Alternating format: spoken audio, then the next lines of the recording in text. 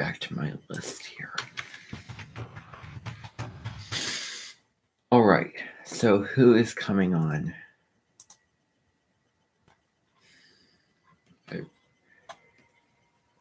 You know, social media has a way of sucking you in.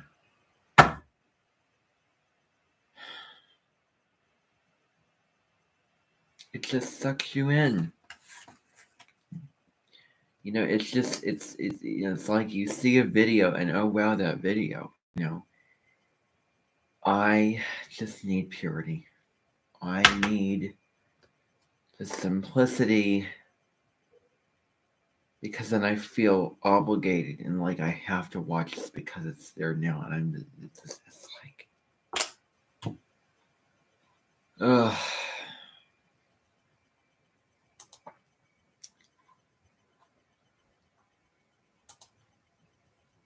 Okay.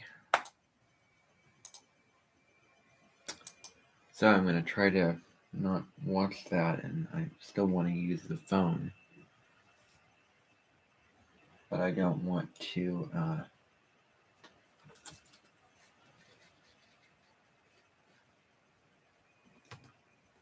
don't want to get sucked in.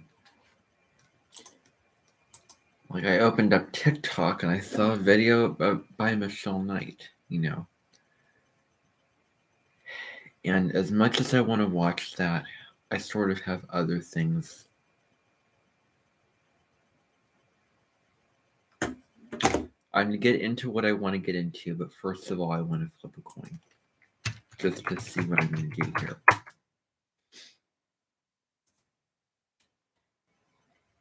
Heads is move on. Tails is clean up the past. Oh. Oh, wow. All right. So it landed on cleaning up the past. But I say it landed on the other. So I'm not going to do that. Move on. Let the past be in the past. All right. It's like I just noticed these patterns. I feel so abundant. Oh, there's a problem. I feel really abundant. Oh, there's something I didn't finish. I feel great. Oh, there's this. Oh, there's that. Oh, there's this obligation. Oh, there's this thing unfinished. Oh, there's this issue.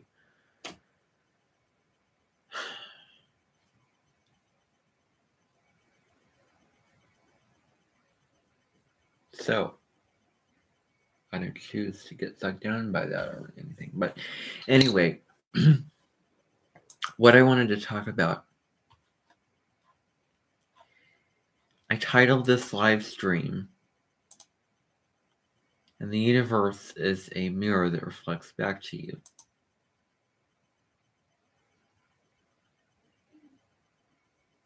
Now,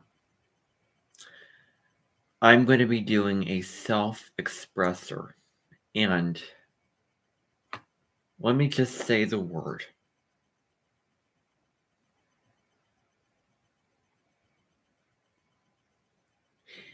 Okay, what I'm about to say is going to be a little extreme. But do your homework. There's people, there's teachers who swear in front of their students.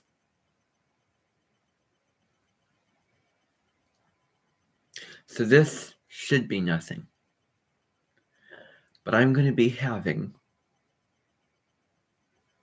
I'm going to say it, dare I say this, but I'm going to say it, intellectual sex with myself. I said it. Now, a couple of days ago, I did a live stream. I played for you that video of Jessup Bonshutter, that music video. And I was playing it, and I, for a time, like, didn't hear, like I was sitting there and nothing was happening. Like, I didn't hear anything. and I heard white noise.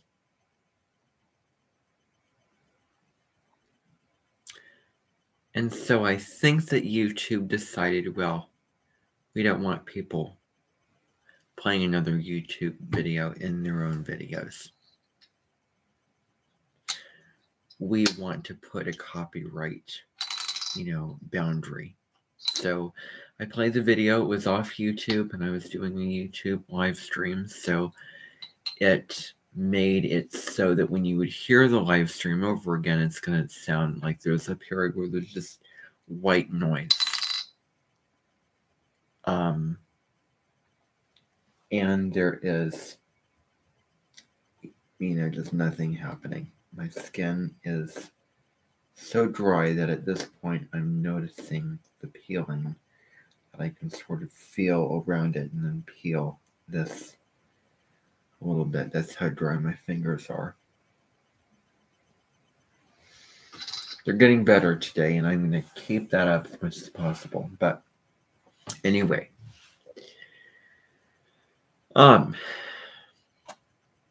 so I played that. You can go back and hear the live stream. The song did not pick up. You're not going to hear the song. You're going to hear white noise. Now, if you have not subscribed to the Amenton channel, I'm going to show you what that looks like here.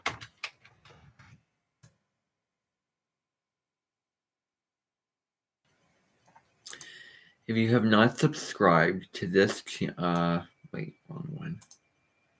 If you haven't subscribed to this channel,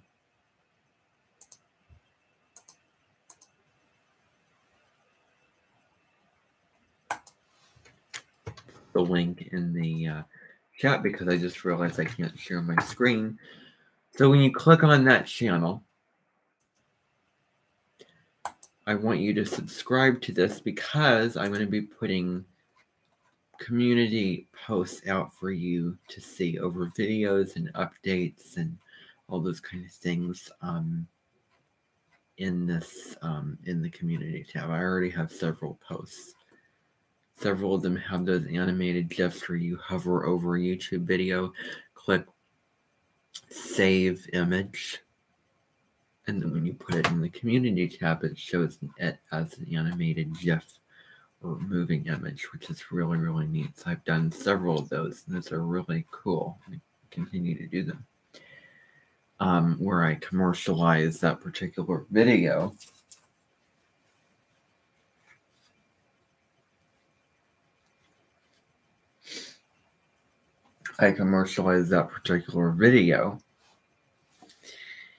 And then by showing, here's what it looks like on the inside, by showing it, moving image from that video, and then just putting a link to the video instead of just doing a video post where you're showing the video and people can just click on it. And it's the whole thing about posts.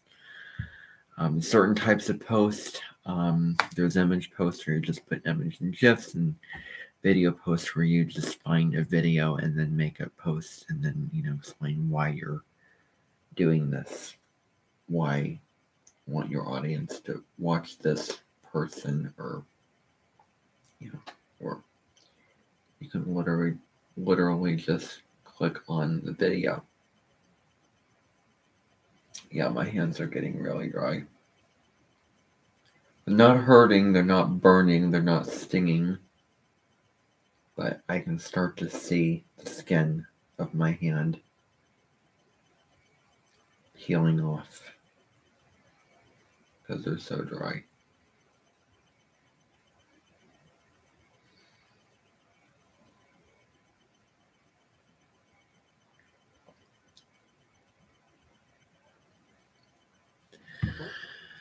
So yeah, I'm going to need to put some more stuff on that.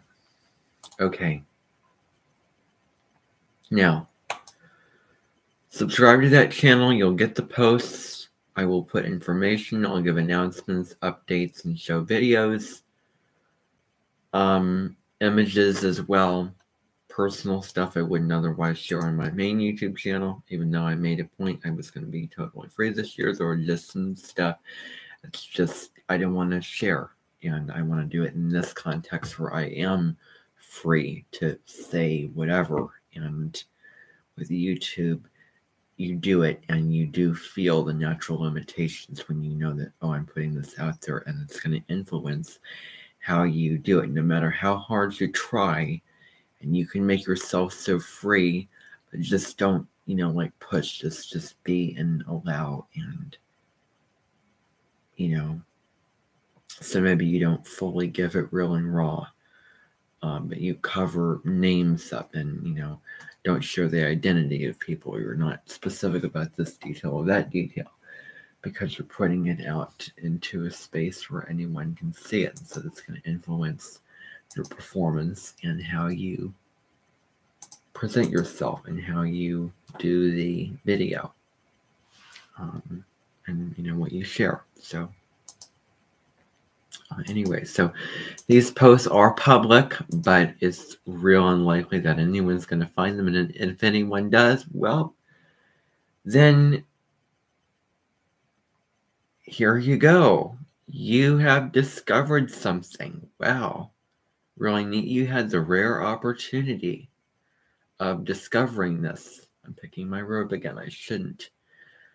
You came across that, so yeah. So I am really feeling comfortable with doing this, like, liberate yourself.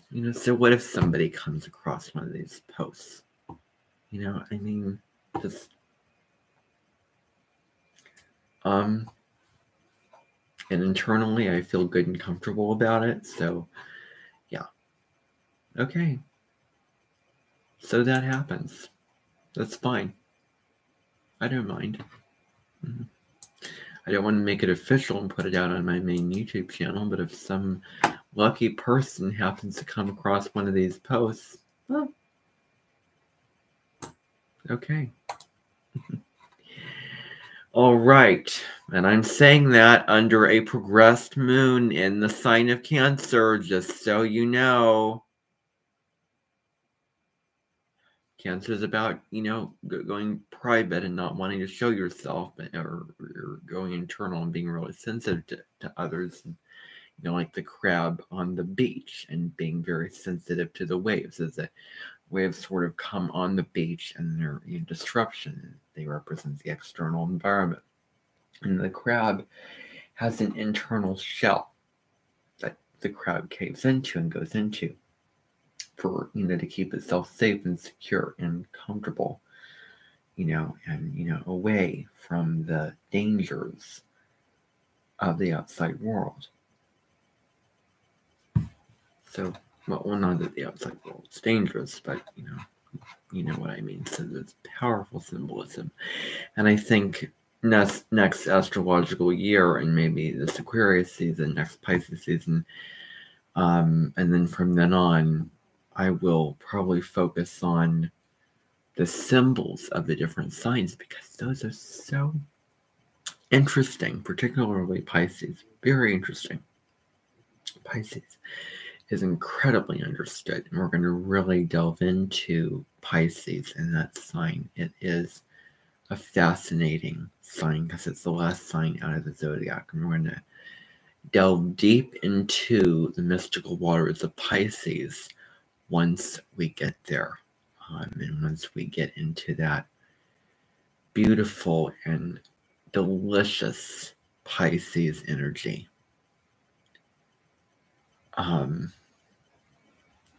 So anyway, I really like the energy of Pisces.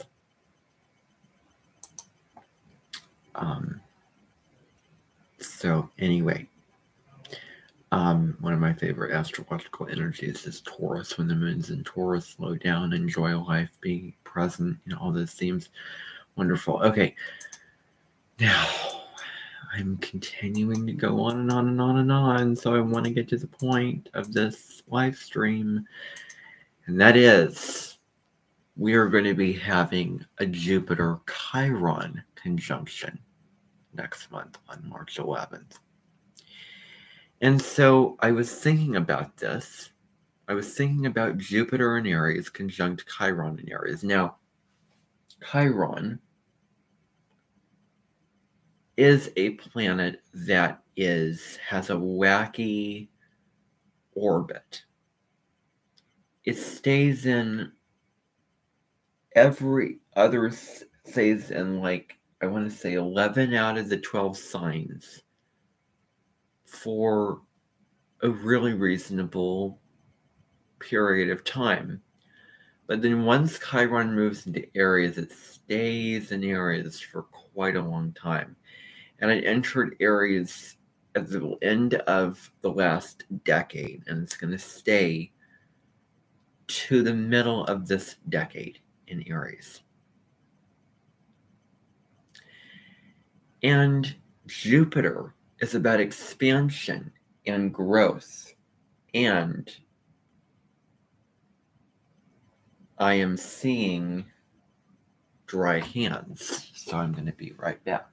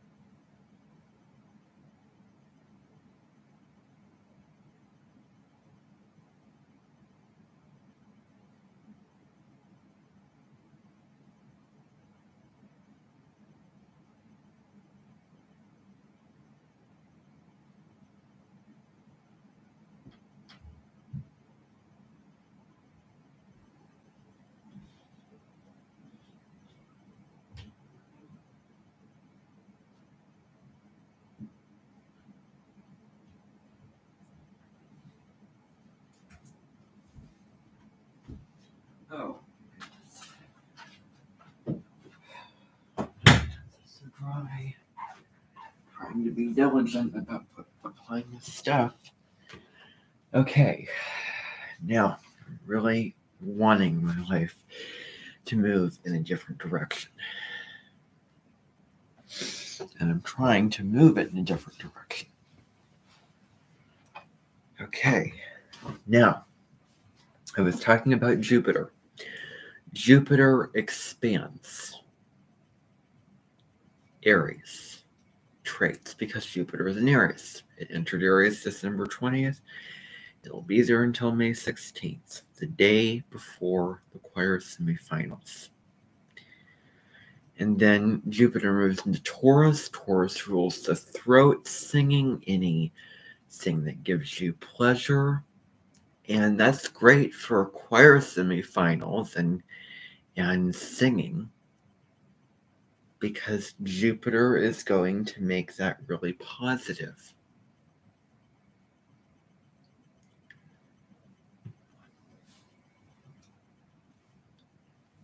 Jupiter is about growth. It just blows something up like a balloon, just blows it up, blows Aries traits and characteristics, which is about self-assertion. It's about being an individual. It's about standing in your power, being in your power, using your fire in the good ways, really chasing down what you want to go after. And it is about I am, claiming your right to be here, that you were incarnated and you have a right to be here. And Jupiter rewards courage, bravery, assertion, independence, all those themes when Jupiter moves through Aries. But then it's going to couple with Chiron, and they're going to meet together, because conjunctions are meetings where the planets have something to teach us when they come together. There's a profound message when they come together.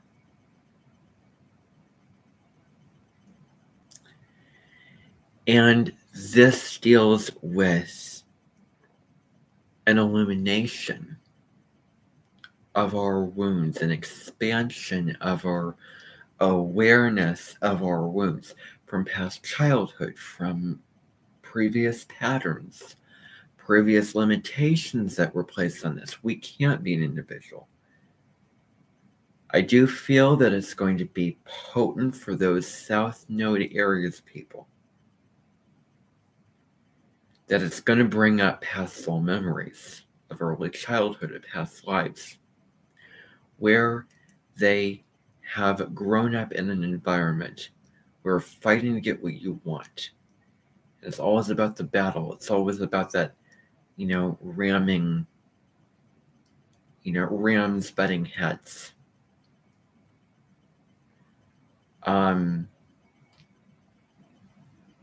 Because Aries rules the head. And when Saturn moves into Aries in May of 2025, mental health, your eyes, your ears,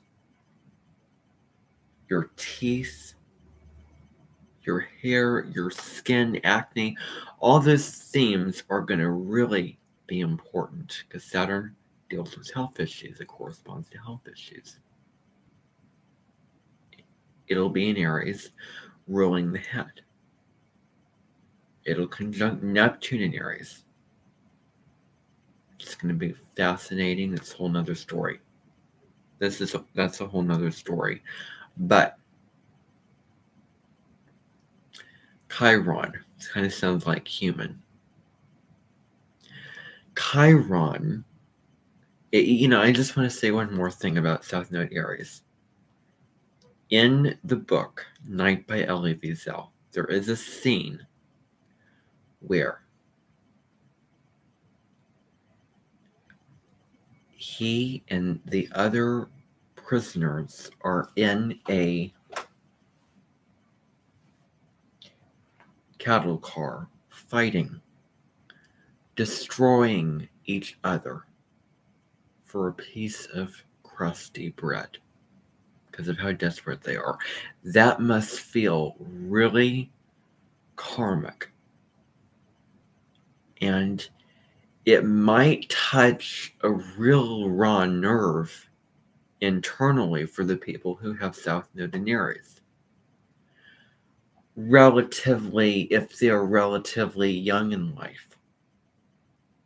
And maybe if they're more into the themes of their South Node, if they have more planets in the sign the South Node's in, maybe the house the South Node's in. I do imagine that it's going to hit on a really deep level. So anyway, Chiron is a wounded healer. Chiron is like, it's very similar to Saturn. Very similar to Saturn. You can put Chiron, Saturn, and the South Node all in one circle. Chiron's in Aries. Saturn is in Aquarius. South Node in Scorpio. Chiron, Saturn, South Node. See the similarity between these three cosmic bodies? Saturn's are kryptonite, it's challenges, it's obstacles. It's where your weaknesses and what you have to work for to achieve and to be a master of in this lifetime. The South Node is what you need to release.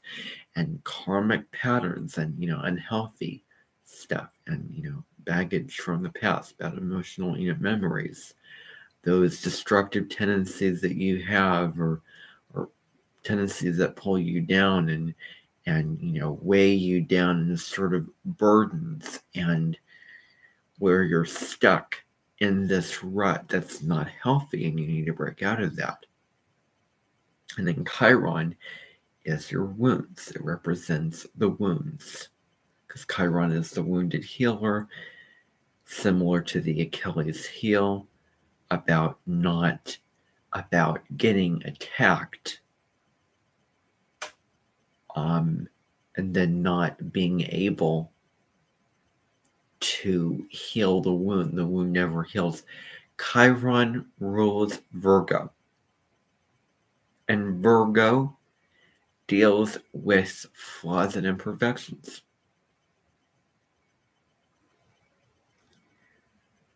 It deals with where we think we're not enough. If you're finding any resemblance between me and Nadia Shah, please don't be shy to point it out. Chiron points to wounds, and when Chiron conjuncts it, particularly under a full moon or a lunar eclipse. I wonder if there is going to be a lunar eclipse or some kind of eclipse from July 2023 through January of 2025, where Chiron is going to play a part in one of those eclipses, especially under a full moon or a new moon. But full moons illuminate things. They bring things out as a service to be revealed and released. They bring things to a head. You can really see something really clearly under the light of a full moon. Something, you can see what something looks like, I want to say. Something like seaweed rising out of the ocean. It was hidden, now it's rising out of the ocean. A big whole thing of seaweed. The Jokin celebrated the seaweed holiday on January 24th of this year. That's a whole nother story. But anyway, so it deals with that kind of thing with, Chiron and Aries conjunct the moon. And on the last full moon that we had on October 9th, Chiron was right there with the moon in Aries. And I have a little short clip on my channel about wounds. You can check it out. Adding salt on the wound stings the wound. It makes it hurt. But ultimately, it does it good. There's pain, but in the end, later on, it may be worth the pain. Sometimes, no pain, no gain. As there all are alternative ways to clean up wounds. My point is, that's one way. There are alternative ways and methodologies of how you would, and solutions and tips and tricks and all those kind of procedures of how you clear up wounds. But putting salt on it is one way. And when that pain comes, ouch.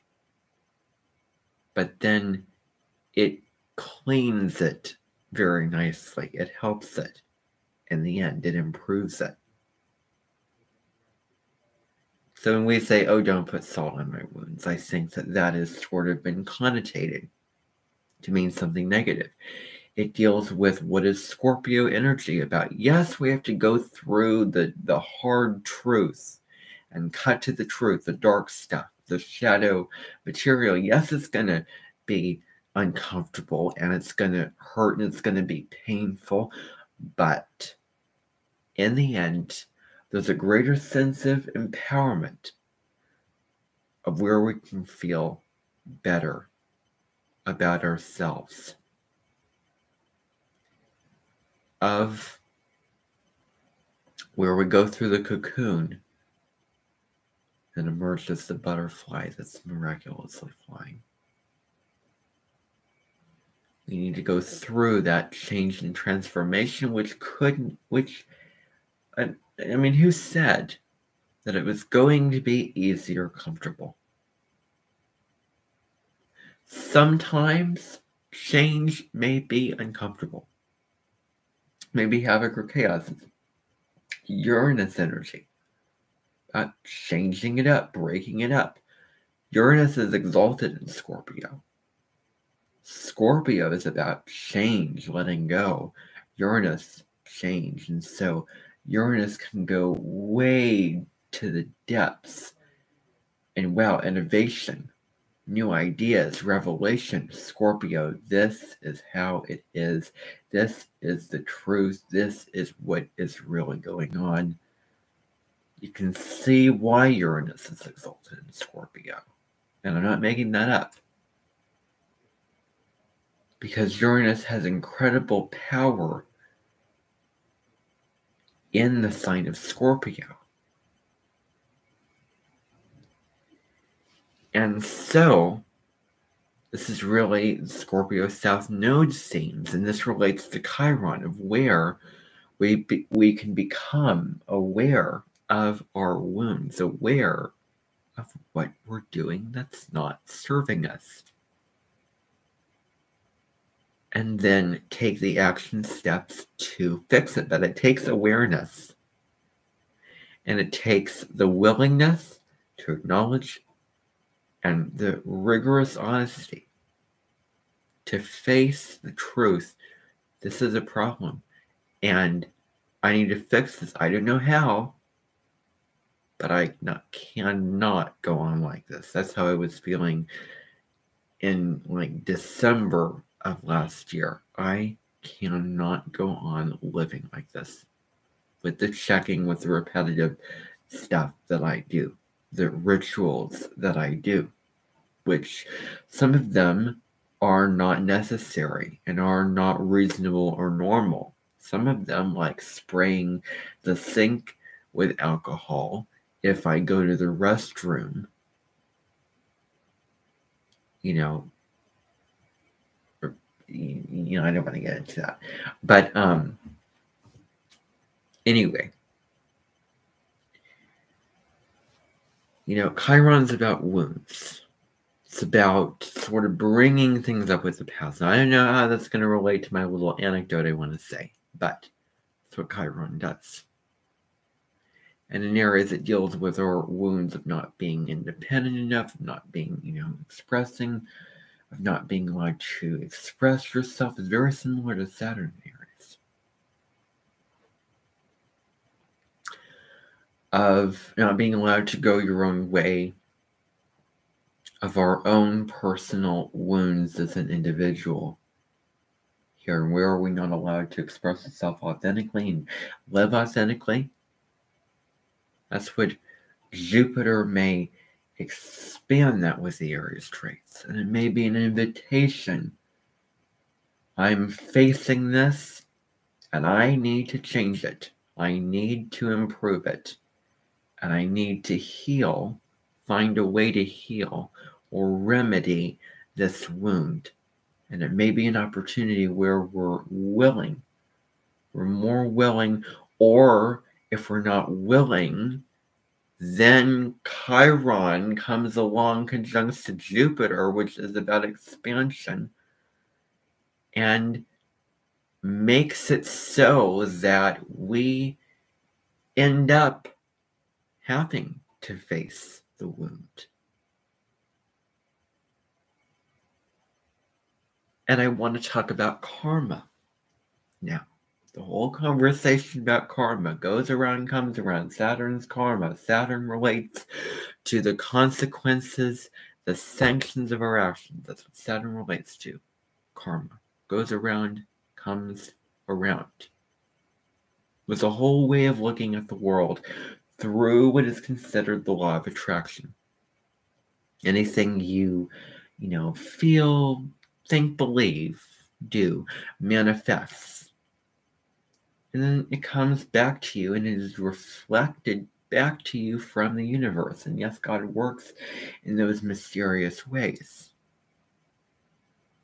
Maybe whatever, I want to even go as far as suggesting, this may be invasive and extreme, but maybe the intentions that you have, the desires that you have, they may be reflected back to you. And there may be a message from the universe saying,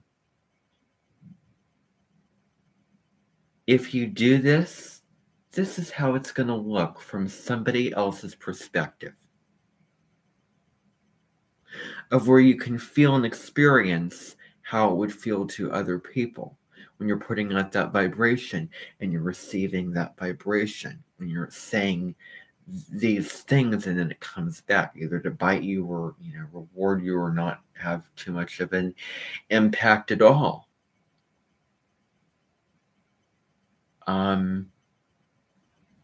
And so Braca talks a lot about your vibration and frequency, of choosing your frequency, joy, love, peace, bliss, contentment. What do you want your frequency to be? You have the power to choose a frequency that you want to feel. I mean, you feel what you feel, but you do have the power. And when we acknowledge and accept those wounds, we can find a sense of power from acknowledging the shadow. We can become empowered. That's what Pluto relates to. I want to bring Pluto into the mix as well here. I forgot about poor old Pluto. He's really important to include in this conversation, I want to say. But anyway, the law of attraction, the law of mirroring. You feel a certain way, you believe a certain thing, you say certain things or do certain things, and then, lo and behold, you come at a circumstance when you see a mirror and you see it reflecting back to you. Now, you may like the reflection, you may not like the reflection. Maybe, yes, desire is the root of all suffering. Maybe what is reflected back to you is your desire.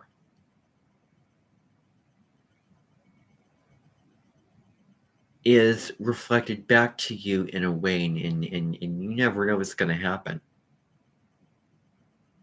It's like when you least expect it, boom, something weird happens. Something unusual happens that reflects what you intend upon and what you desire, and showing you what that may look like to others. May make you reevaluate and think about that. Or, okay, when I'm saying this, I don't entirely believe it or want to agree with it in all cases. But I'm just inviting you in a way to consider this, since it's important to, spiritual understanding and spiritual,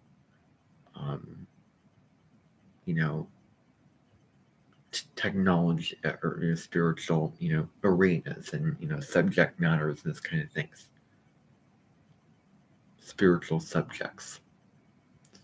The branches of spirituality, the law of attraction, is one of those branches on that tree, the tree of spirituality.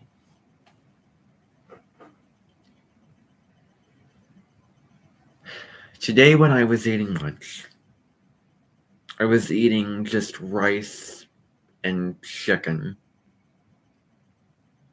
and I was eating chicken. I was trying to get it down because I took kind of a big bite, and I was eating it quickly, and I was pushing myself forward to try to get it down. Immediately after that, there was I'm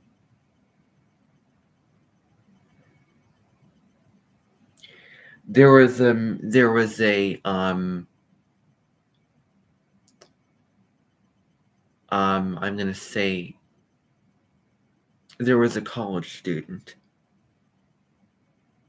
and I am going to put that in the building, the black building.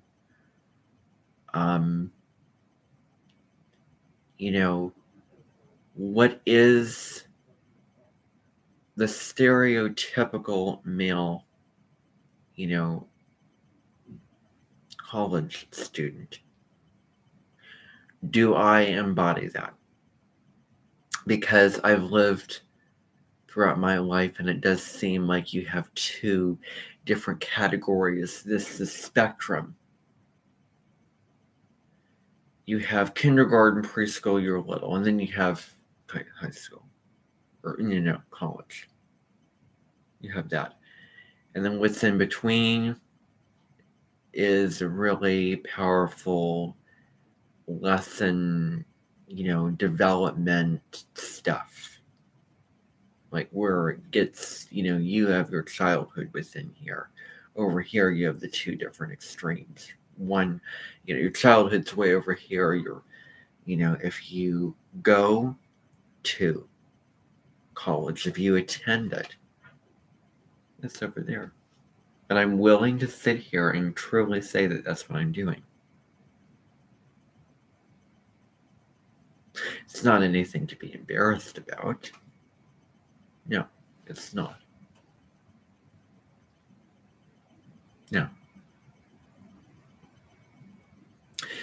In the past, when I have sat down at lunch, I have imagined I've seen people walking by wondering when anyone would sit down next to me. Thinking to myself, oh, no one's going to sit down next to me. They choose their own table. Everyone is independent and doing their own thing. And, it's real, unusual, and it almost doesn't seem ethical. Like, why on earth would I do this? Why on earth would I suddenly just sit down with some people if I could choose another table of my own to sit at? Then there was a suggestion to me saying you could, sit down next to somebody at a table. You don't have to sit alone. That wasn't talking about socialization by any means, being social. But it was just, you can sit down, somebody's at a table, you can sit down. I never imagined. It was a good thing I got some sleep last night. The sleep I needed last night, because I got 0 sleep the night before. And after the many days I sat there, no one, not a single person, has offered to sit down next to me or came up to me. There wasn't any complete stranger who came up to me and then offered sitting down, offered wanting to sit down next to me. This could have happened way earlier.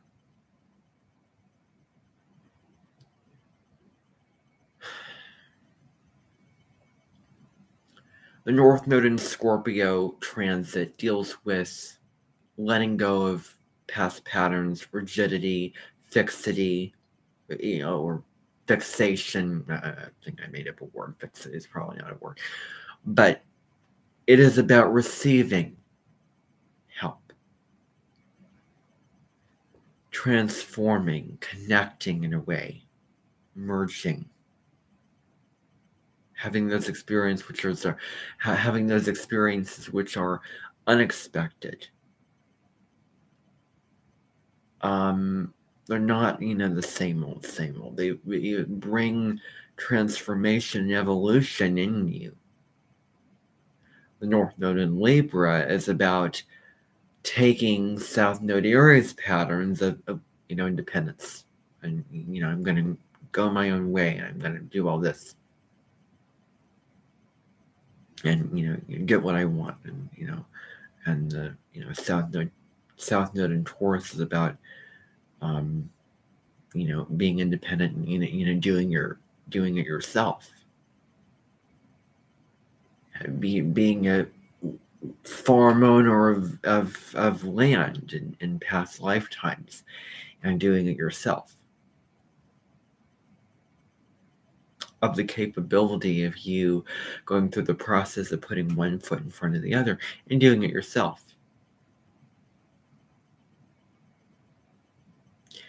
Being self-sufficient.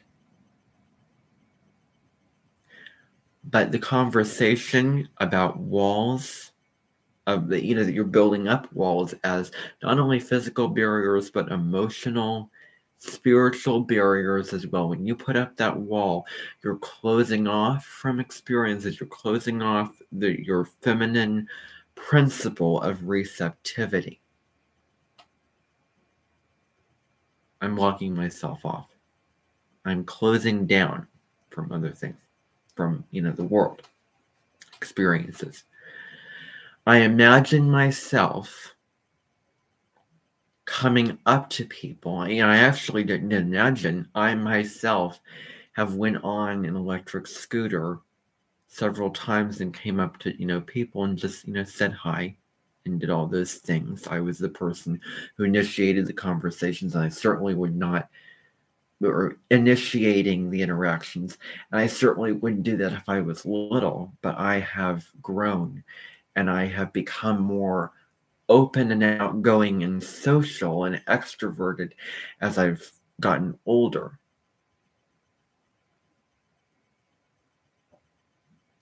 And so I see somebody and they,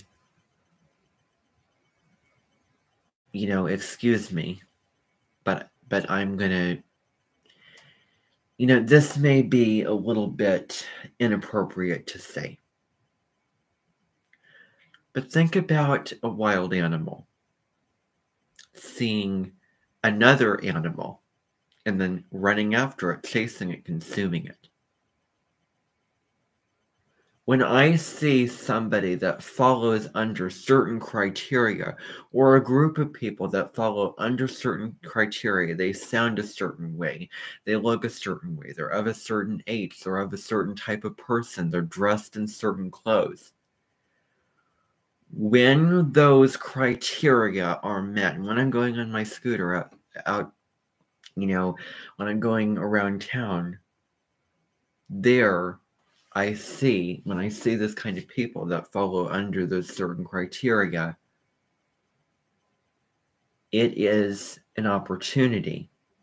Now, do not say anything that you're going to regret saying when I tell you that the criteria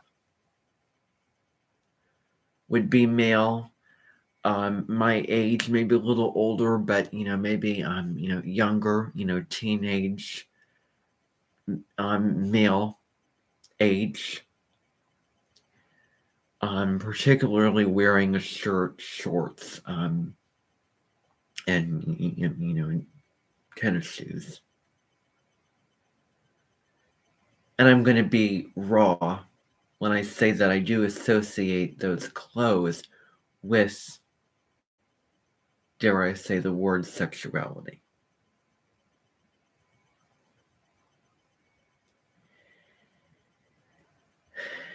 And sometimes I go out of my own way. Sometimes I do something that's not really feminine and it's not true to me. But I do it anyway because I want that, surge of adrenaline, that, that desire, that kind of feeling of, it's kind of a delicious feeling in a way. But when I see those kind of people, particularly if they are on their own, there is an opportunity. It is not in my nature to go and ridicule or judge or tease or show disrespect to them, but to be willing to open up, to connect. And I was thinking to myself, just thinking this up. Thoughts become things, thoughts become reality. Maybe I can see now that that's no joke when they say that. You may think, oh, that's just woo-woo. I mean, come on. But maybe it's really true. I was just thinking to myself about, oh my goodness, I was seeing somebody at the park the other day, just on his own. And I remember regretting not being willing to open up and being willing to start a conversation and connect. I was laying in bed feeling this internal desire feeling of me walking and talking and being the one who is open, being the one who starts the conversation, being the one who in a way leads the conversation of the strong sort of areas, that I am. As because my son's in Aries, it's about, personal power and, expressing yourself, putting yourself out there kind of thing. That's your son's sign. That's what it indicates. And I really wish that I did stay there longer and open up more. And not be afraid or dissuaded from starting a deeper conversation. Sometimes the logic or the feeling of it not feeling right. Sometimes I'm in one of those situations and it just doesn't feel right and I feel like moving away. But then later on, I come back to it and feel the regret and then feel like I'm in that situation again and imagine myself in that situation doing something different.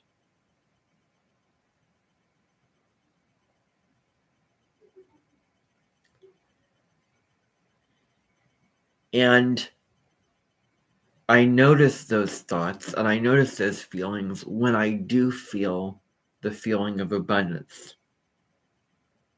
And then I start feeling this desire to do this. Even in situations where I can't do it or I'm in another situation. I do feel that and it comes on. The feeling of a kind of desire. Which is ultimately with positive intentions of socially getting to know somebody else. Now, this is a little bit inappropriate, so excuse my lexicon of words here. Actually, I'm going to write it like in the chat because this is something I don't feel comfortable saying out loud. Just going to type in just a word, something which I'm trying to get at here in a way.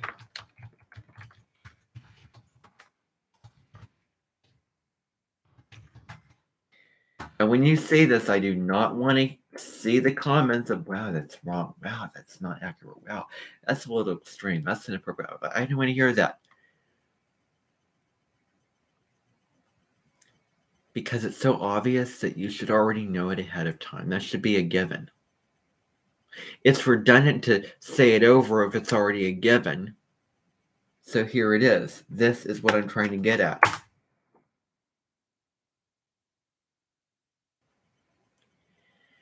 I cannot imagine myself having a kind of connection with somebody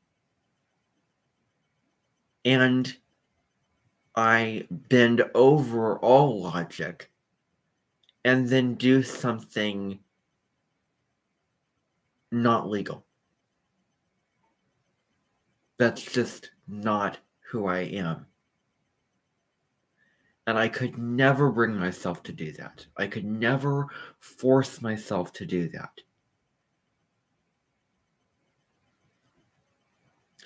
But it is on the intellectual level that it is a different story. Now, this doesn't mean probe into somebody and find out what their secrets and shadows are, their problems are, just like Mr. Tyson did so much of the time. But it is about opening up. It is about getting to know this person and just the feeling of it, of speaking, hearing their voice. By no means is it me wanting to be more powerful. I have Venus in Gemini. Mars in Gemini. So Gemini is about communication and is from an intellectual plane. And Mars, it deals with desire, it deals with action, it deals with going after what you want. And even though I will admit that I do not fully understand what is about to come out of my mouth, it does deal with sex drive. I mean, that's also what it may deal with. And I will certainly say that as the very last thing I say about Mars. But I do want to include that and acknowledge that it may have to do with it. And in Gemini, it is really mental. Not crazy, but just mental, intellectual.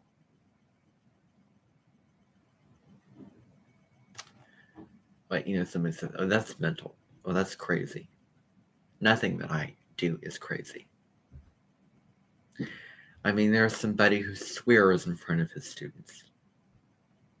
Not, to them, but just swears. I mean, that is beyond me. So that may be crazier, but I'm not crazy. Any risk I take, I really do the permission, or have permission.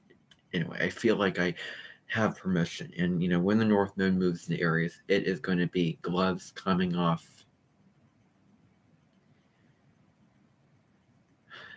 and it's really where I am making efforts to get out and be me and who I want to be. When the North moves into Aries, it's going to get real. And it's going to be a soul calling to get real, to be who you are, and to do what you want to do in your own life.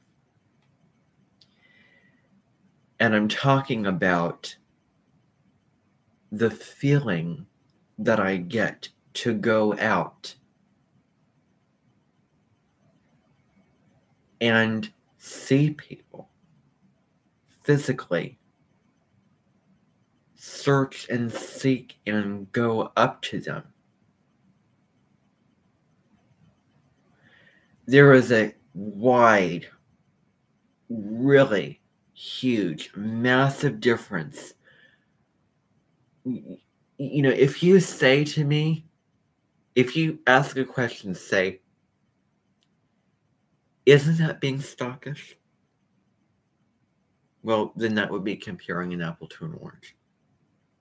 Huge difference. Don't take a picture, it lasts longer. Just, be willing, open up, connect with the person. It's not about that. I mean, I'm not going up and trying to knock them off the pavement. Knock that person off the pavement. And I'm not the one person that falls into that category of, some typical teenage kind of, personality, like things like saying, dude, and having a kind of, that kind of way about it. That's not who I am. That's just not who I am. Maybe I view myself as being one of them, but maybe from the external level, you're seeing a Klaus Baudelaire who is more loose and open and less tight and restricted, but more, I hate to say this, I really do. I mean, more, I don't like saying this because there's unity and diversity, but more human.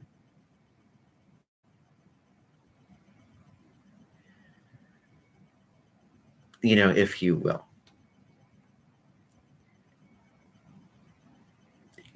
Because, Klaus in the series of unfortunate events was really into books and all this kind of, things like that. And, who is this? You don't need to learn from Jonathan Best, because the actor who played Klaus Baudelaire in A Series of Unfortunate Events is in resemblance. The Netflix series, A Series of Unfortunate Events. The actor who played Klaus Baudelaire is in resemblance to Jonathan Bethers. You can compare them, and you can probably see the resemblance. He does not need to learn from Jonathan, but learn with and as a sort of friend of Jonathan. Because it's sort of on the same level, the similarities.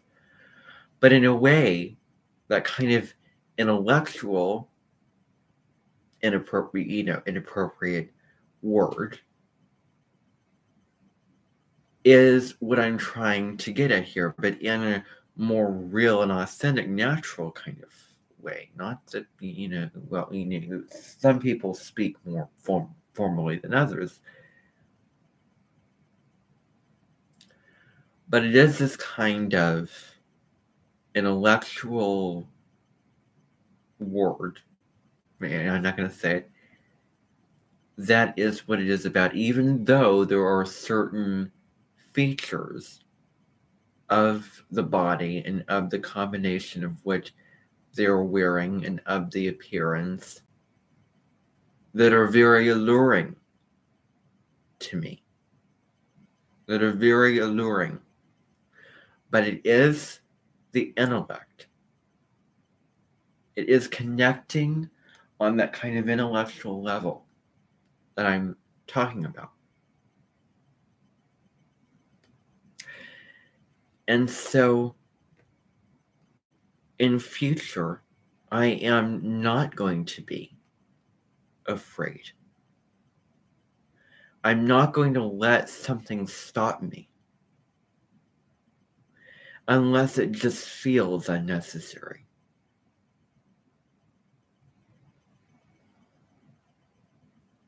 Unless it feels like, I don't need to be there, or it's just that feeling of desire is not showing up anymore. It's just, this is kind of a waste. I don't need to worry about these people. I can just move on. That feeling is real, and I need to acknowledge that feeling. I don't want to push down that feeling. But, when I happen to go by and see somebody alone at the, park, dressed in certain clothes or appearing, a certain way, or then, that's that. So it is my, I am imagining being open and being that type of person. And just sitting there at DMAC is pretty neutral. We're talking about adults in this situation. We're beyond that, sort of, high school kind of, into people liking people kind of phase, I guess. And it's, neutral. It is, work. It's more, real life, adult life type stuff. Situation. And while, there's certain people, there's a certain type of, students there who are around my age.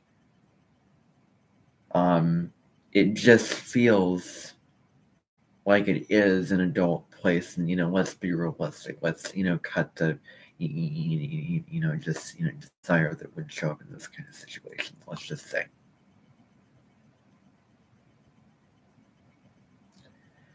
And so I have sat at the table multiple times at lunch, not seeing, maybe wondering when somebody would come there, or wondering if somebody would sit by me and imagining somebody doing it, imagining myself doing it for some weird reason. Maybe having a slight hope that someone might, even though internally maybe that's not what I don't want. And I mean, that type of situation, which is so, open, and there's plenty of space and everyone's doing their own thing, living so independently. I just couldn't see that.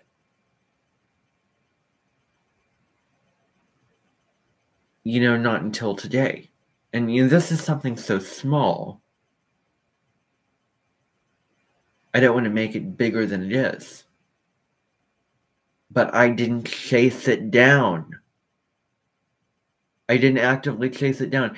It came to me, and in a building, and DMAC, which is where I go. So I'm pretty sure that I can talk about it without feeling like, oh, this is a waste of time, and this was all me, because I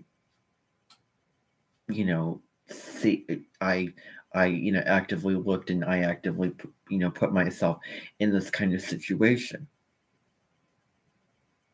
Usually what I talk about in my thoughts and razzle, of my complaining, let's just say, about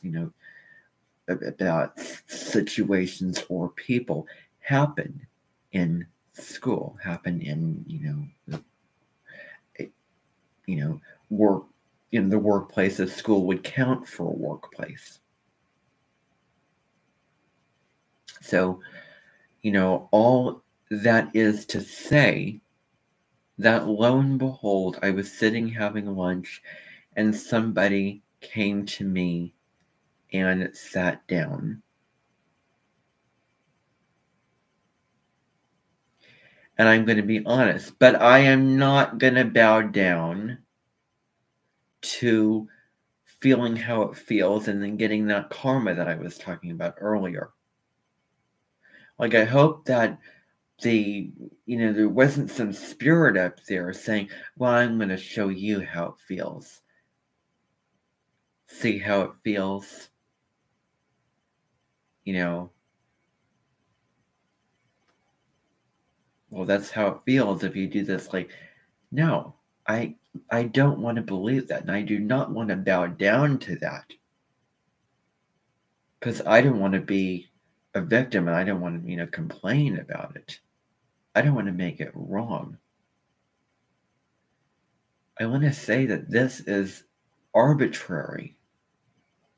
Even though it could be compared, it's arbitrary to what the whole spiel I was going on about going to, parks and those kind of things. Now, obviously I know when to draw the healthy boundaries. I know when to do this. Sometimes I decide, oh, I don't want to do this. This is right. This is not right for me. I shouldn't, do this. I shouldn't interact with anyone. Then sometime later, it just comes back again. It's a recurring pattern, and that desire feeling comes back again.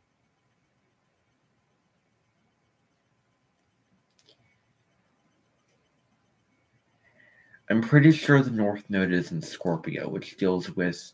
I'm pretty sure the North Node is not in Scorpio. And it deals with sharing, not only sharing resources, but sharing time, sharing breaths, sharing connection, because connection is in a way sharing. When you connect with somebody, you share your ideas. It's that kind of energy. The North Node in Taurus is about, values, but it's also related to Venus. It's also about pleasant conversation. Now we're kind of tying it into Libra here. I mean, I've seen several videos, I've read articles about this North Node in Taurus transit. I haven't heard anything about having, pleasant conversations and sharing. And the North Node kind of, the universe is working for you in favor of you to reach the North Node, whatever it may be. So I trust that Spirit was trying to get me to reach that North Node at some point and get out of the South Node. It was an interesting circumstance of where I was, sitting having lunch, and unexpectedly, I mean, if, I was mentally aware and prepared and at a place of an energetic mood to, be open. If, okay, I see this is going to happen. Well, here is an opportunity. I'm just waiting for it to happen. Nope. It happened unexpectedly. Just all of a sudden, when my mind was on other things, I was feeling in, different things. I was feeling in different moods. I was concerned about other things. Sometimes I'm concerned about something else, something when I'm going on my scooter, and then I see an opportunity. Sometimes when I do feel that true desire, I don't see the opportunity. And sometimes I do see the opportunity when I do feel that, desire feeling. But then somehow I get pulling away, and then I just move away from it, and then, regretting that, that kind of thing. But so anyway, I was sitting down having lunch. This person sits with me, and, very nice male around here, saying, "Oh, I just want to get to know people. I just want to get to know people." Like, that was when I felt like I was looking into a mirror of myself. Like, is this going to be me?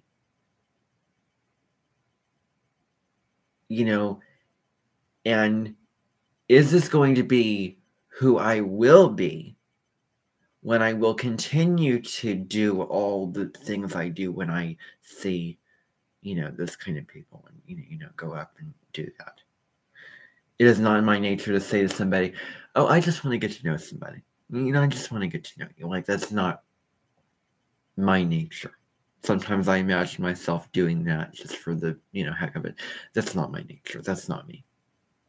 That's not me. So I found this really powerful, that I was seeing a reflection, and hopefully I was not feeling the feeling of, I hate to say this, but the victim or the person being spoken to, being found, and then, that person of which that person is, so that person who came up to me, would that be me? And me, how I felt in that situation, would that be the person I would be going up to? Just like when you're looking into a mirror, it reflects back to you, and then you see the other side of that mirror. You feel the other side of that, if I'm making sense.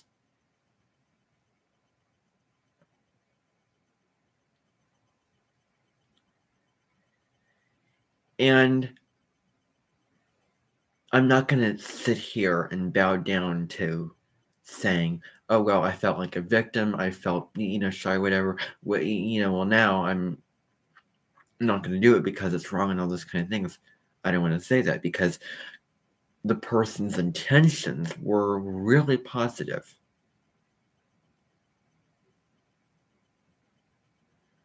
But it was just so unexpected. It was like, am I dreaming?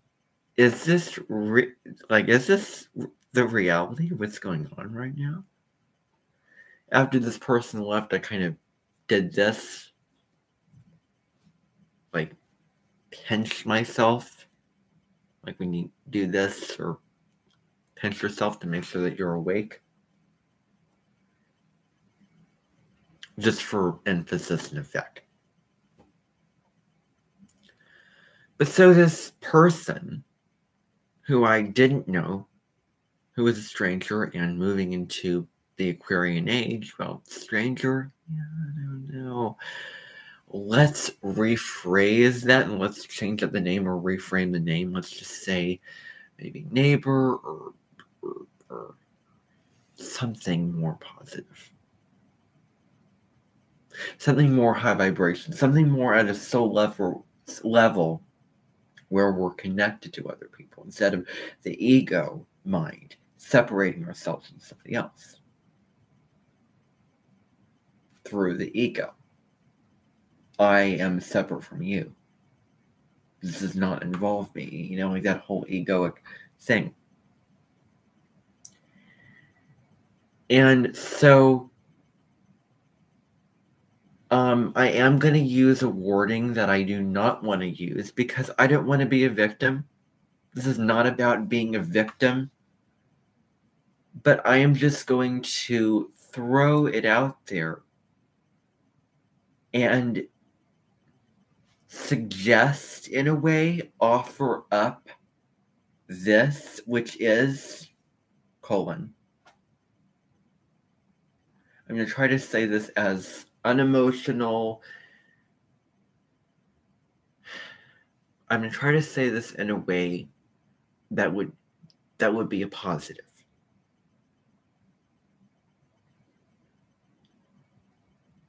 I was put under a microscope. I was put under a microscope, and this person was, sitting there and asking me questions, and I was put under a microscope.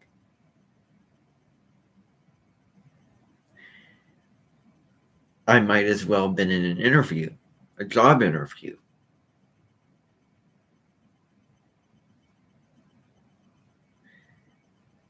I didn't exactly like my perception. Where I was saying, and trying to answer this question. I was answering, because this person was asking questions to me. And when you're forced to do something, then you say it or do it, doesn't feel authentic, right? Because it's forced down upon you by someone else. So no, it's probably not going to feel, maybe it will, but in this case it didn't. And I didn't want to say no because this person was like, I didn't have to, but I said I don't mind because I did not want to fall into the, obvious category.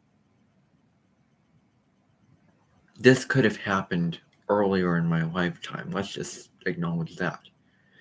This person was asking me, my name, and I was thinking to myself,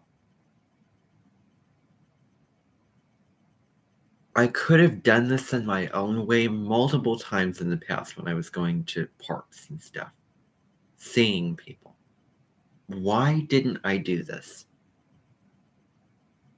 Why didn't I do this? So in a way, I was feeling a little bit of lack from not doing that. But inside, on a soul level, I did not want this connection at this time. That's the truth. I hope that doesn't sound so obvious and like, well, yeah, I told you so. And, well, of course you're not. Like, I just didn't want it. Period. I didn't want it. That's the truth. I did not want to talk and open up at that time. So I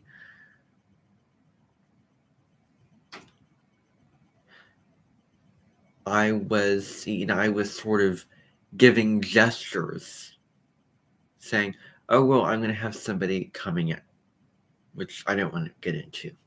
But, and so I'm trying to place myself in that situation again. I'm trying to put myself, and so, well, I mean, it's like shocking, right? I mean, I never saw anyone do that before. I only imagined I was the one doing that. And it wouldn't feel authentic, and I would be questioning it, and I would be forcing myself, and it just didn't feel natural to do, and it wasn't the proper setting to, go up to people and, say that kind of thing. Well, this person was doing that. And I was like, wow. I am in a situation where somebody is actually doing what I may intend upon doing, but maybe in a way also that I wouldn't do it. Maybe in a situation that I wouldn't do, which is, being in a situation where I'm sitting at a table in the student center. It's just I just don't want to go up to somebody at that time. It's just not the right setting. It does not fall under that kind of, I want to use the word again, sexual kind of category. And, when I say this, when I say, sexual, I don't mean, really. Let's just say sort of an intellectual connection in a type of way of, like, feelings of desire. I'm sure this person did not have, feelings of desire or whatever. This person just genuinely wanted to connect. But it was a reflection back to me because I also want to connect with new people. I do. For some reason, I want to go up to somebody, random stranger, and connect for some reason. And it comes from inside. My logical brain sometimes is, well, I don't know. Oh, but then I, really do feel that feeling. And I also I have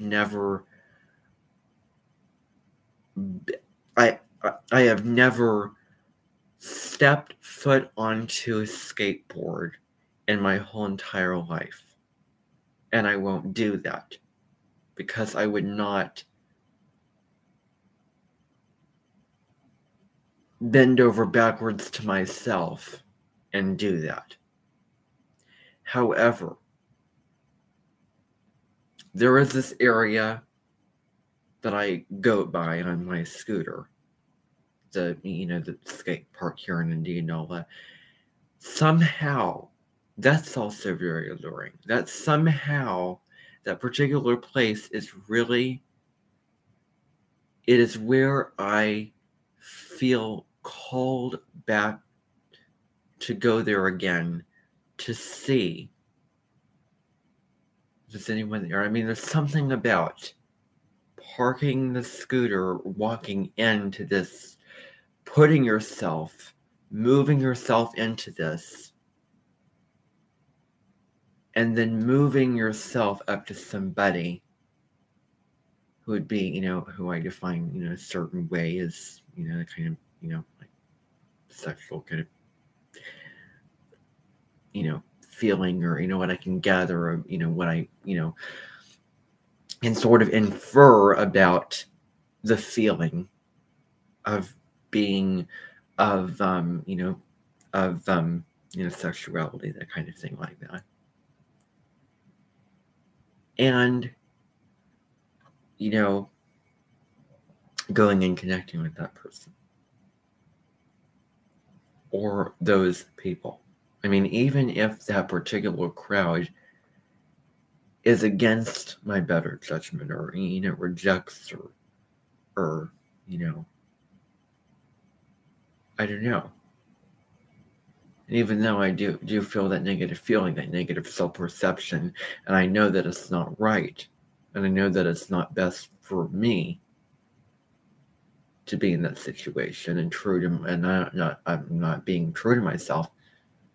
I also want to do this, and Scorpio deals with risk and getting out of yourself and kind of thing. I mean, the South Node is in Scorpio, so we're being sort of pulled, moving away from that, or we kind of need to move away from it, or it'd be better for us to move away from that.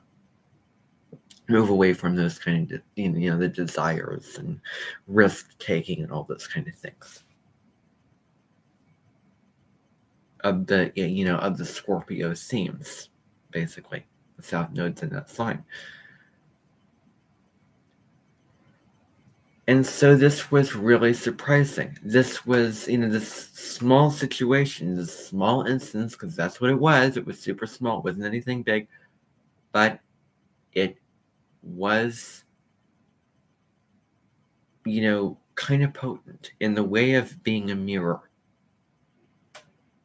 Like, I never imagined this. I don't think that anyone at DMAC would do this. I don't think that I myself wouldn't even do it. I would imagine people would interact with me in different ways. I would imagine meeting people in different ways besides this.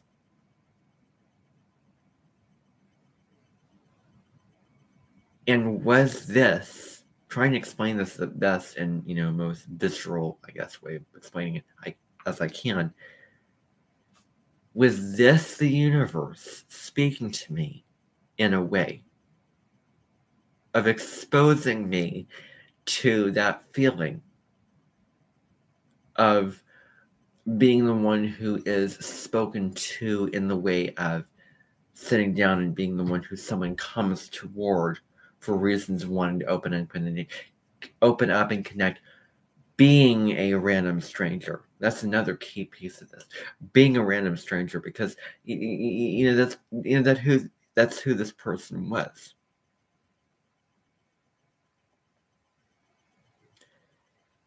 And I sort of had a natural kind of wall and bubble that was built.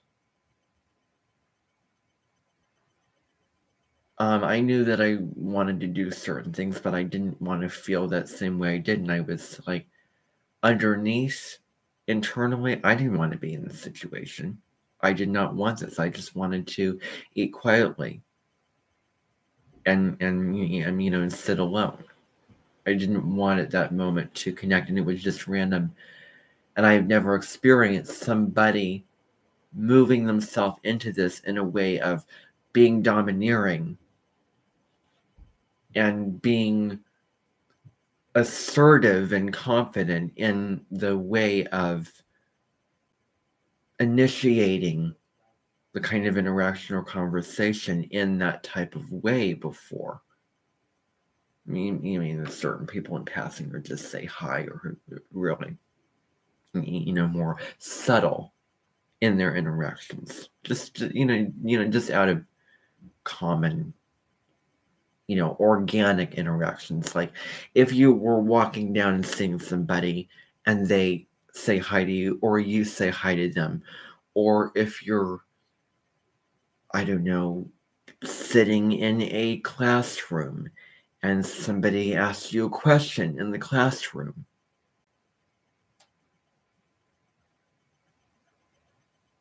This was different than that. This was inorganic,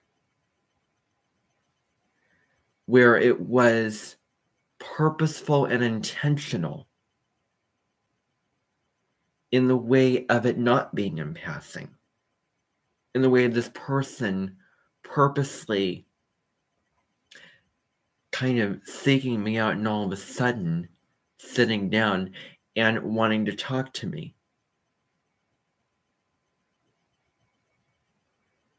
Instead of, for instance, saying hi or, just walking by and it being, that kind of interaction.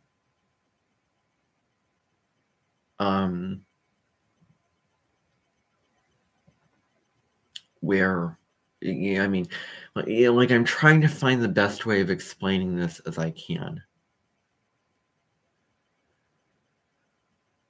So the person kind of purposely interacting and really opening himself up and coming to me at this table and doing this. And so is is there anything else I could say to this? Besides the fact that it was kind of, surprising and I had never felt that way before. I never had a stranger who is around my age do that before.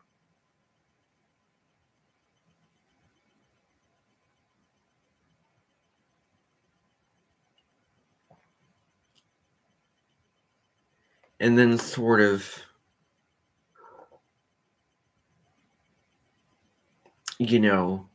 the energy of the North Node Scorpio person. Are you going to open up or are you going to close them down? Or close them off from your life? And it was sort of a way of God working in that kind of way to show me something, maybe to show me how it would feel to be in the situation.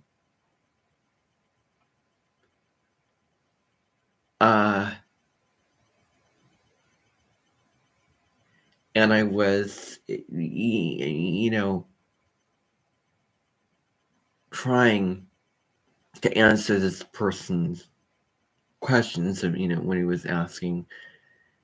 And internally, I did want to be left alone. Like, is this, this is not who I am. I'm seeing a mirror, but this is not who I am. If I just opened my lunch, brought my lunchbox over to some random table, that's not who I am. Just underneath it all, that's not who I am. But anyway, it happened. And they were just basic questions like, what's your name? But it was really in an effort to get to know people. Like, I just want to get to know people.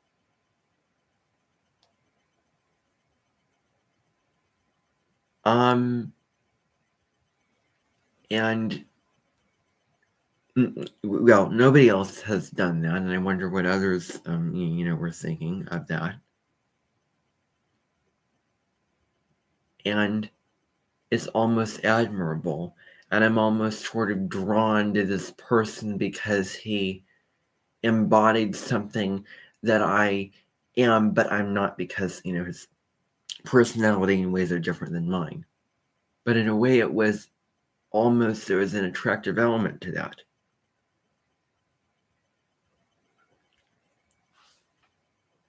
But would people be drawn to that or reject to that? I don't like to make this reference, but I'm going to make the reference. It brought up the Mars retrograde in Aries, in a way. And I just didn't, it was sort of in my unconscious mind. It wasn't consciously thinking about it. But I'm sure that it brought up the fact that I was in relationship to somebody who was in college and was planning to be a student teacher teaching history. And he did make the effort to open up. And under that influence, somehow I was rejecting that.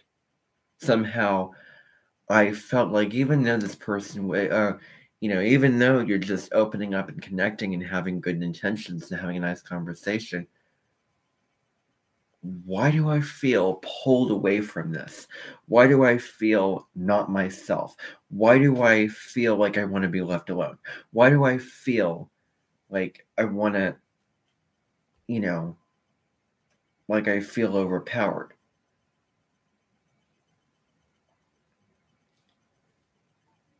And, sometimes it's obvious when the person obviously doesn't want to get close to or give you a hard time, certainly be a, clear, difference. Like I would know, oh, if you were insulting me I can detach myself and realize that's your perception, not mine, that I can come on here and complain about that and that's that. But it's when the person is open and connecting and kind of asking questions and those kind of things. Why is there some part of me that's shy away from them? It is my hope that I do not have that impression on other people when I randomly go up to them. I mean, I'm pretty subtle and kind of quiet and introverted to begin with when I go up to people, just naturally. I just don't have that kind of domineering influence when I go up to people. I have my moon in the 10th house, which is getting out into the world, moon, emotional, introverted. Somehow I want to be extroverted and get out there, but there is an introverted quality to me, and I'm sure this person wasn't super outgoing and that kind of thing, but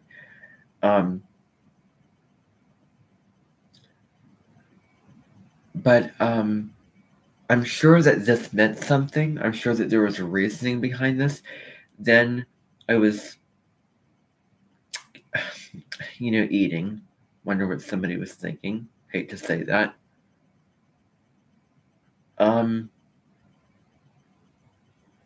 if somebody came up to me and had the same thing happen with the same person coming up to their table and getting to know them, if they came to me and said, wow, that person, I don't know, what is this problem? Why does he do this? I wouldn't bow down to being a victim and saying, yeah, I don't know. Like, no. I'm just being honest here, so I hope I'm not contradictory or anything like that. But anyway, I would feel embarrassed if somebody else whom I knew really well came and saw me talking to this person. I did not orchestrate this. I did not set this up. I didn't plan for this. I didn't chase after this. This just happened. So arbitrary to the world, life, what I view as reality, my experience with other people was just on its own island. Like, was I dreaming?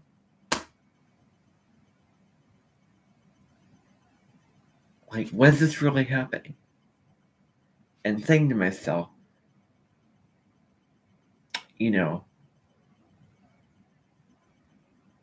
I would feel like if I was talking to some random person in the park, and then somebody from the astrology community of the Inventing comes along, that would be embarrassing. Unless you get into the feminine principle. If it doesn't, throw away the sexuality, just, truly intellectual, getting, to know the person with, for, honestly getting to know somebody. Just, putting down the wall, and, being open to conversation and, yeah. But, I, underneath it all, didn't want this interaction. I kind of shied away from it in a way, went inside a sort of shell that I build, and I don't like myself when I'm shy or in a shell, or feel like I'm in a shell, or feel like I'm trying to, be introvert and express myself, and I talk in a certain situation, and like, why am I not speaking to this person like I am to you all right now? Or as a matter of fact, like I do on my YouTube videos, I think I know the reason. I go on YouTube and I put myself out there because I want to, because it's of my own choice at my own time whenever I want to. So it is going to be different. It's going to be more true and authentic to me. I'm going to probably be more open and social and out there with that.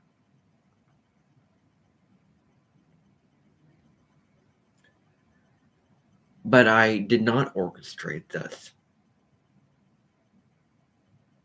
And I feel like this should have happened more than once. I feel like this should have happened, in the past. And it seemed like it was something like this was never going to happen. And I've never seen anyone interact with me like this before in a way of meaning positive intentions.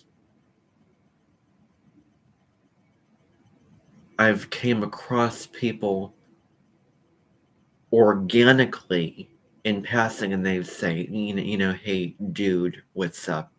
Like I was passing some kids, and I was going by them, and they've said, they just interacted with me in that way, hey, dude, what's up, or whatever. Or I've put myself in a situation where that person saw me and that person asked me a question, or I even asked, started a conversation. But never before has someone been coming to me just all of a sudden, random, like, I don't know this person, what's going on, and then interacting. Just, so sudden, like, wait, is this someone I know? No, this is not someone I know. Why is this occurring? This is so weird. This is not believable. This is, am I going crazy?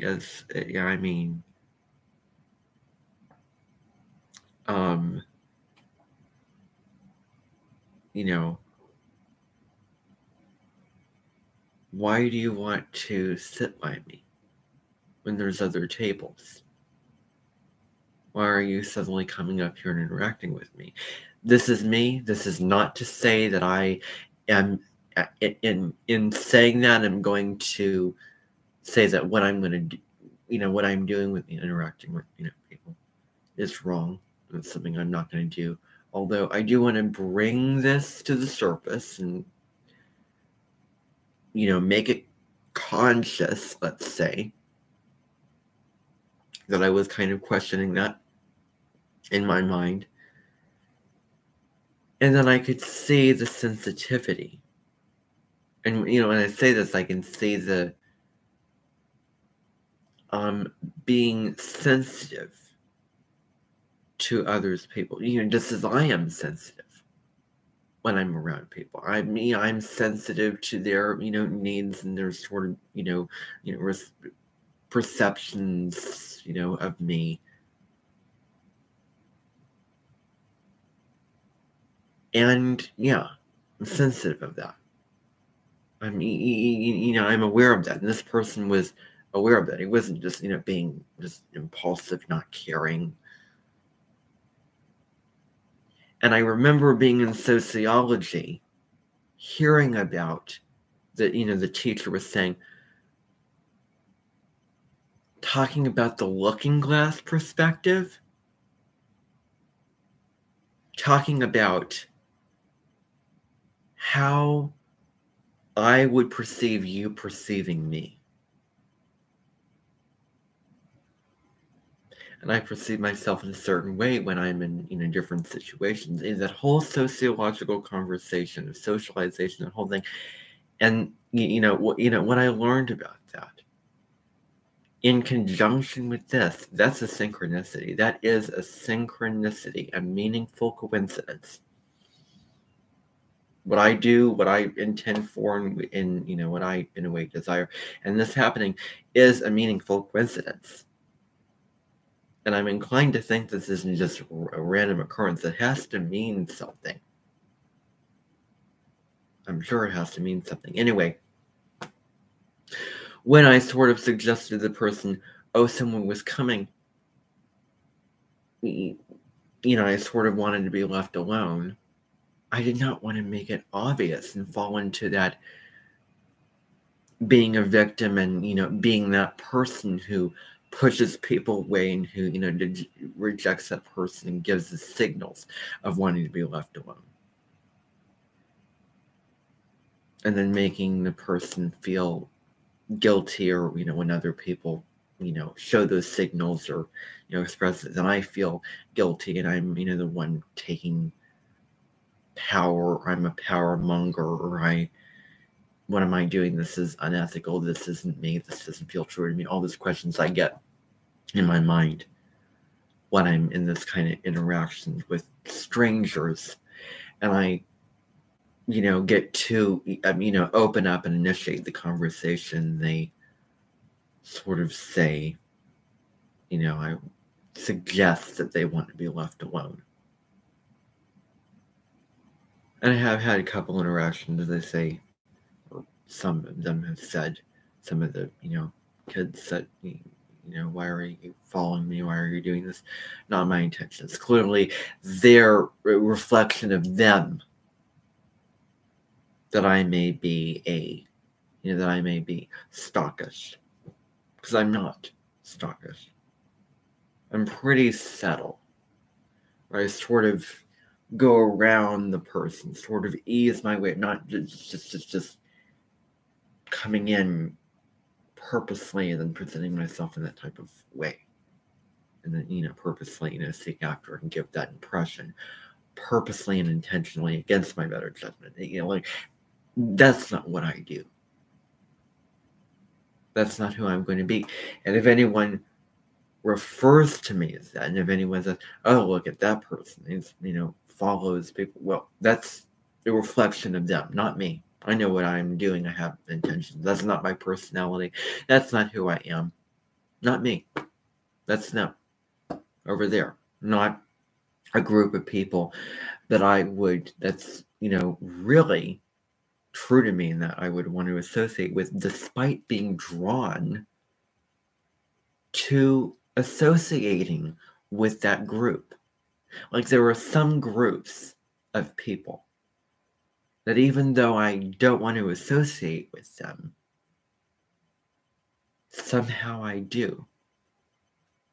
I wouldn't want other people that I know and that I really like to see me associating with this group. Same thing with Hyacinth. She doesn't want her neighbors to see her sister or, Elizabeth. She doesn't want Elizabeth to see Daisy or Rose or Onslow. She doesn't want to be in that situation and have somebody who, who she respects and she, likes to see her in that situation. I wouldn't want a family member or, anyone that I knew and that I was close with to see me in that situation with this person. I just didn't. And so when I suggested that this person would leave, I could see the sensitive and being aware, and I almost felt guilty that I was doing this. I almost felt guilty that I was pushing this person away, saying, I didn't just say, oh, I don't want you here, I want to be left alone. But I said in a nice, diplomatic, Moons in Libra, Moons in Libra, Sun in Aquarius, innovation, things happening out of the blue, let's get out of the box, let's connect. I remember speaking about all those themes in my live stream on Instagram the other day. So you could bring that into the picture here too. And so when I told this person, or didn't tell them, but said, I'm going to have someone coming and that kind of thing. So I I in a way suggested to them that I wanted to be left alone, although I didn't say it. So this person picked up his lunch, and I almost felt guilty for doing that because I could feel, I could say, that this person, and I could see how this person wanted to connect more with me than just a simple hello and, what's your name and all that. That's another reflection. Because just, I'm sure it didn't feel enough to this person. Like I'm sure maybe this person was thinking, this is not enough. I want more. Internally, I feel that just a simple interaction, hello, what's your name? And then I don't feel complete because of that. And then I could feel that this person was maybe moving away with a little bit of disappointment, just like I would move away with a little disappointment if somebody else wanted me to be alone, because I didn't want to be that type of person that overpowers them or makes them feel, like they're being looked at or watched or under a microscope or those kind of things. Then I feel guilty and wrong, and I've just been pulled down by someone else, even if they are a victim in a way. Well, not, I hate to say victim, even if they gave indicators that they wanted to be alone or said to me, oh, I just want to be alone, don't bother me, or something like that. Well, then that pulls me down energetically. That makes me feel guilty. Then I leave feeling disappointment that I, didn't interact enough, or disappointment that, that happened. I felt guilty about myself and what I did. I felt like I did something wrong. I felt like, or I would feel like this, I would feel like that. I would feel like I would do something wrong. I would feel like I overpower this person. And maybe I would see that me engaging with this person, making this effort, has its destructive side. I don't want to bow down to that or succumb to that.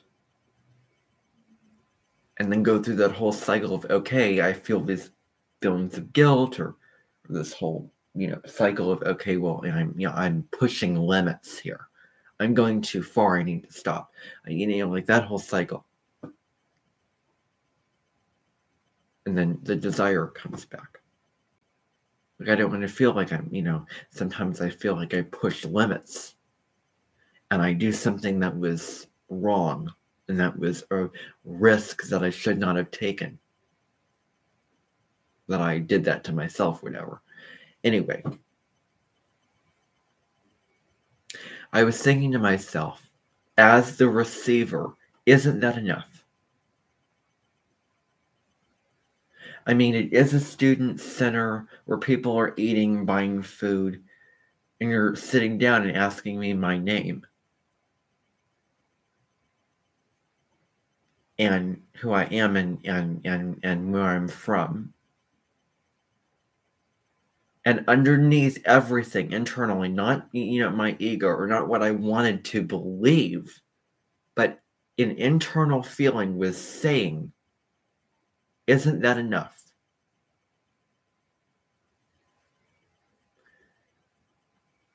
Isn't just asking me my name and where I'm from enough? Maybe this person suggested that he wanted to connect more, talk more, get to know me more. Well, it was nice getting to know you. It's as if this person was holding on and not going to leave until we connected in such a way where he got what he wanted, and that I went deep enough for him, went in depth enough. I was thinking When is this going to stop? When is this going to end? And I do feel like with that wound, the Chiron wound of Aries self-expression being authentic to yourself, Chiron and Aries, brought up a couple of things. It's bringing up a couple of things now. First of all, you have, I can say his name fully, Justin Tyson. I said it loud and clear.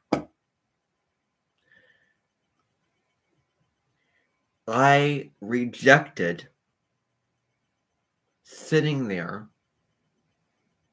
and I perceived myself as being disempowered and less powerful than this person who is the teacher, who is in charge, who put on an aura of being the one in power. And South Node and Scorpio, we're really attuned to power dynamics. We're really in tune to people and how they use their power. Even if they have good intentions, even if they direct it or show it in a positive way, how it comes across, we really feel really strongly. We're really attuned to that at this time, starting January 18th. 2022 through July 18th, 2023 this year. And so I do not like it when I am in a situation where I feel shy. There is something about, can I say something that is super extreme and probably not true? But I'm just going to say it anyway. Besides the people that are family, friends, and are out there in the world, besides those people, so they're absolutely, not relating to what I'm going to say, talking about people in the workforce, in the world, at work, at school, in the world, not friends, not family, not content creators, not people, on YouTube. Because I really value them really strongly, very strongly. And I see those channels that I follow, those people that I follow, as family. I see them as family. Wow. To say that that is beloved is, it's not about that. And, I could get into so many levels of how that could be like an Amenton dream and wow, write a love song and sing a love song about that. And a whole attraction and period where I'm really into people on YouTube and all this kind of things. I'm one of them. So, I feel in the park, like, I see people in the skate park, but then I'm, who are in there, and I'm out there, but then I'm in there and I feel kind of like them and that whole experience. I didn't want to get off on that tangent. But let me just say that beyond those exceptions, beyond friends, family, beyond people on YouTube or Instagram or publicly on Facebook or publicly on TikTok that I follow, and that I'm really, can get to know well and that I really like.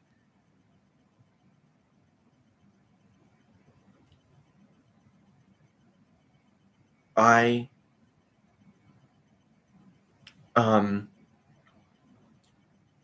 don't care for millennials. I don't care for male millennials. Certain male millennials. It's kind of true. I was thinking this too, and I was up at night. It's kind of true, right? Like saying right on the end of a sentence. And presenting themselves in a kind of way of not shouting, screaming, and being a firm,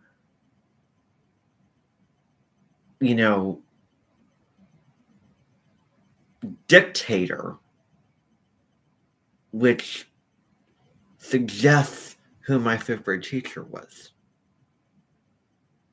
She, and then the millennial thing I'm talking about is not who I'm talking about. They're different issues. Both negative, both issues, but they're very different. The millennial thing came later.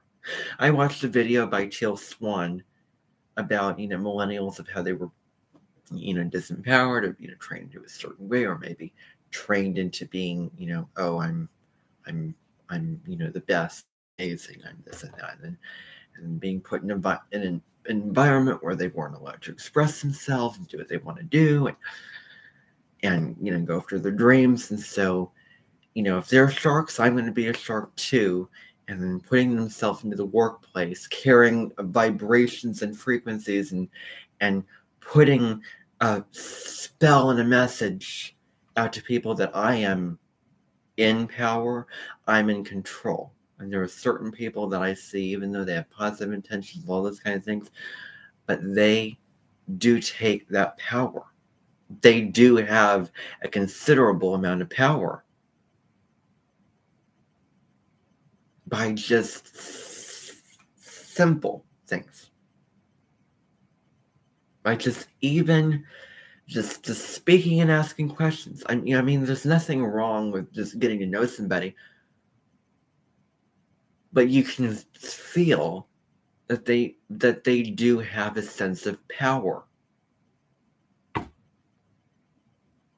It's like the Lilith, that whole myth about the Lilith just saying no to Adam in the Garden of Adam, or the Garden of Eve. Eve came about after Lilith said no to Adam because she wouldn't conform to his vows, his wishes, of what he wants in the relationship.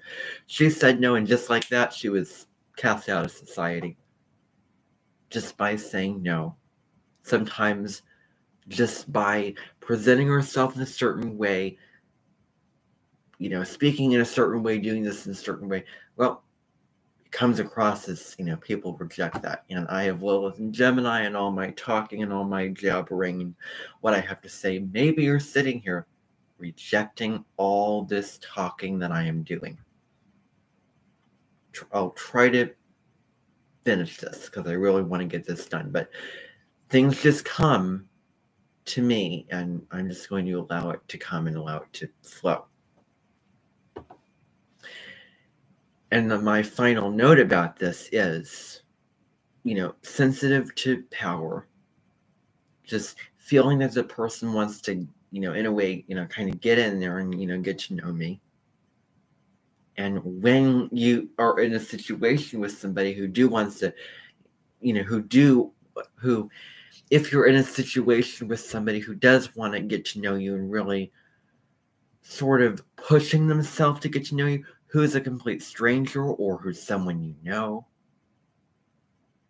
and they ask these kind of questions with the intention of wanting to know the answer, maybe needing to know the answer, having a desire to know the answer, and not choosing to leave and let up until they get what they want from you. And I'm not going to bow down to that, saying, well, now that I'm saying that, I'm certainly not going to, anyway. There's another really strange thing that happened, which this brought up. It was really weird. This happened back in 2016. Over and over again, I have pretended to open the door and meet people.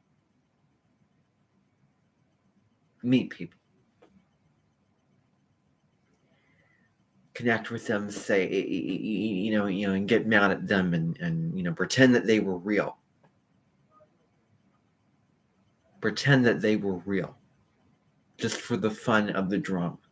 Pretend that they were real people. They were, asking me for this. I've created these scenarios that I got irritated, got mad with.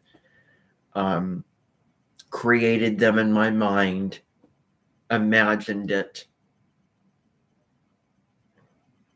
And all of a sudden, I was, doing a pretend sketch. I'm going to open the door.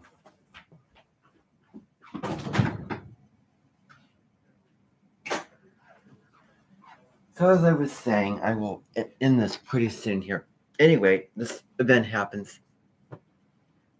This person comes to the door.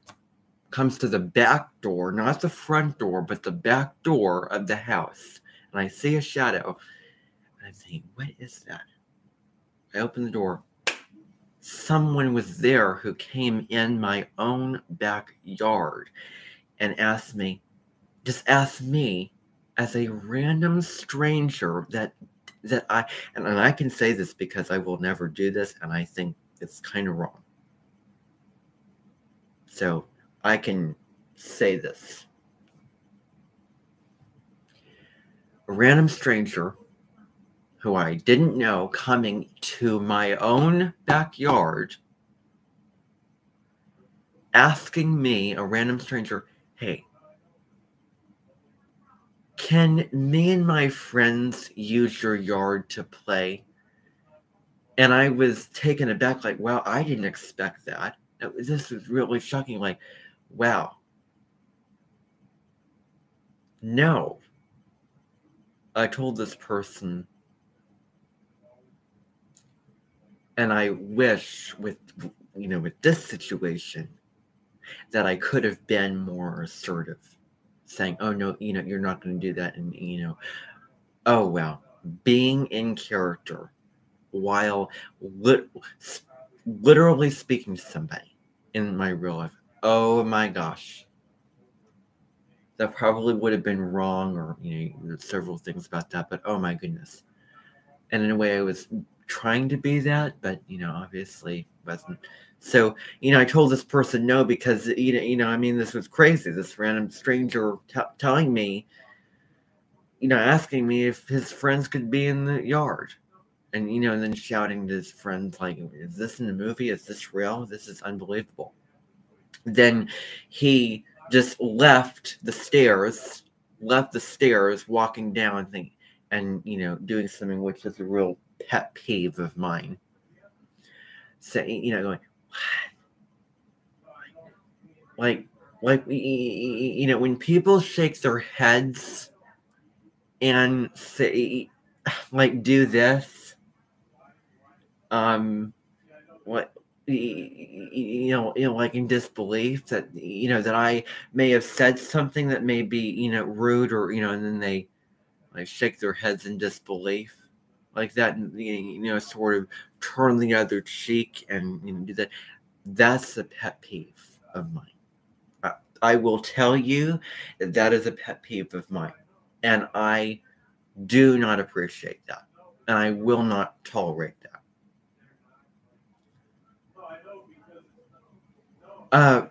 Okay. The only thing I want to say here is, okay. The only thing I want to say here is that this person went, and do I have anything other to say to this? This random stranger telling me, do you want to play, in the yard or whatever? And I would, this person who came to me today and asking me if he wanted to sit down for lunch, who is a random person that I didn't even know coming to me and, sitting down. And I was seeing somebody else sitting right next to me, and I could easily go over there and ask them, if I wanted to sit down and interact with them. But I didn't. And so, The other thing, trying to think here, the other thing going on is, what else? Okay, so the person coming over here asking me if he wanted to sit down. What else? There was something else that just slipped my mind. There was something else. What is it? What is it? What is it? What is it? What is it? Okay, so this person's saying, who? I can't think of it now. What is it? What is it? What is it? What is it? What is it? What is it? Is it going to come to me? Oh, yes. I could have, in that situation, been really powerful and said, oh no, you're not doing that. It's wrong to be a complete stranger and come up to me and do that. Oh no, you're definitely not going to do that. And sort of preaching, telling this person no, and you're wrong for doing this, and just in my own power, not shouting, but just saying assertively. But I didn't, because I wouldn't want that from somebody else when I would go up and literally purposefully make an interaction with them and reach out to them. I wouldn't want to have that response back to me of that other person who I'm reaching out to interact to. I wouldn't want them to say, oh, I don't want you here, I don't want you to interact with me. So I could have done that to this person, but I didn't, because I didn't want that. I didn't choose to. So I wouldn't want it done to me or said to me. So anyway, but so that is it for today, everybody. That's all I have to say about this issue. Literally, bye for now. This has been a live stream that's lasted so long. Bye for now, everybody. I'll see you another time. I'll connect with you on tomorrow's announcements. I'll send you a video. You'll see that. Please watch those daily announcement videos. They're super important. Bye, everybody.